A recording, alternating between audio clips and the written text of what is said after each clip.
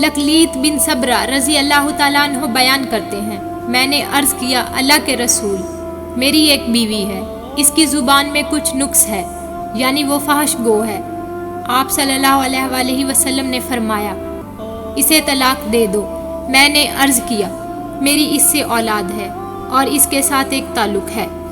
آپ صلی اللہ علیہ وآلہ وسلم نے فرمایا اسے واعظ و نصیحت کرو، اگر اس میں کوئی خیر و بھلائی ہوئی تو وہ نصیحت قبول کر لے گی، اور اپنی اہلیہ کو لونڈی کی طرح نہ مارو۔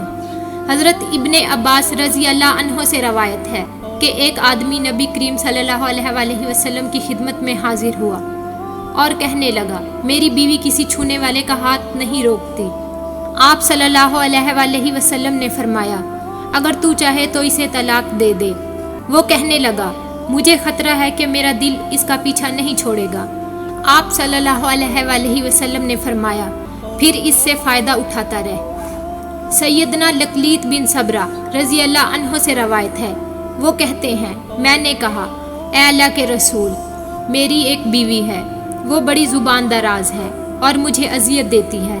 آپ صلی اللہ علیہ وآلہ وسلم نے فرمایا اسے طلاق دے دو۔ اس نے کہا میرا اس کے ساتھ پرانا ساتھ ہے اور اس سے میری اولاد بھی ہے۔ آپ صلی اللہ علیہ وآلہ وسلم نے فرمایا پھر اسے روک لو اور اسے بھلائی کی تلقین کرتے رہو، اگر اس میں بھلائی قبول کرنے کی صلاحیت ہوئی تو وہ قبول کر لے گی۔ بہرحال تو نے اپنی بیوی کو اس طرح نہیں مارنا جیسے لونڈی کو مارا جاتا ہے۔ سیدنا عبداللہ بن عمر رضی اللہ عنہ سے مروی ہے، وہ کہتے ہیں میری ایک بیوی تھی، میں اس کو پسند کرتا تھا، جبکہ میرا باپ سیدنا عمر رضی اللہ عنہ اس کو ناپسند کرتے تھے، اس لیے انہوں نے مجھے حکم دیا کہ میں اس کو طلاق دے دوں، لیکن میں نے ان کی بات نہ مانی۔ پس وہ نبی کریم صلی اللہ علیہ وآلہ وسلم کے پاس آئے اور کہا اے اللہ کے رسول، میرے بیٹے عبداللہ رضی اللہ عنہ کی ایک بیوی ہے، میں اس کو ناپسند کرتا ہوں، اس لیے میں نے اس کو یہ حکم دیا کہ وہ اس کو طلاق دے دے، لیکن اس نے ایسا کرنے سے انکار کر دیا۔ رسول اللہ صلی اللہ علیہ وآلہ وسلم نے فرمایا اے عبداللہ اپنی بیوی کو طلاق دے دے۔ پس انہوں نے اس کو طلاق دے دی۔ ایک روایت میں ہے آپ صلی اللہ علیہ وآلہ وسلم نے فرمایا اپنے باپ کی بات مان لے۔ ایک آدمی نے ان کے پاس آ کر کہا میری ایک بیوی ہے اور میری ماں اس کو طلاق دینے کا حکم دیتی ہے، میں کیا کروں؟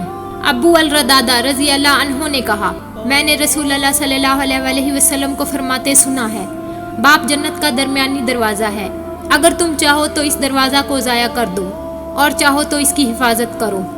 ابن عباس رضی اللہ عنہ سے روایت ہے کہ ثابت بن قیس رضی اللہ عنہ کی بیوی نبی کریم صلی اللہ علیہ وآلہ وسلم کی خدمت میں حاضر ہوئی تو اس نے عرض کیا اللہ کے رسول، مجھے ثابت بن قیس کی عادات اور دیانتداری پر کوئی اعتراض نہیں، لیکن میں اسلام میں خاوند کی نافرمانی کو ناپسند کرتی ہوں۔ رسول اللہ صلی اللہ علیہ وآلہ وسلم نے فرمایا کیا تم اس کا باغ واپس کر دو گی؟ اس نے عرض کیا جی ہاں۔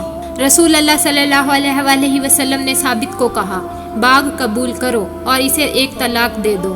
حضور نے فرمایا اللہ اس شخص کے چہرے کو تر و تازہ رکھے جس نے میرے سے کوئی حدیث سنی، پھر جیسے سنی ویسے اسے آگے پہنچا دیا۔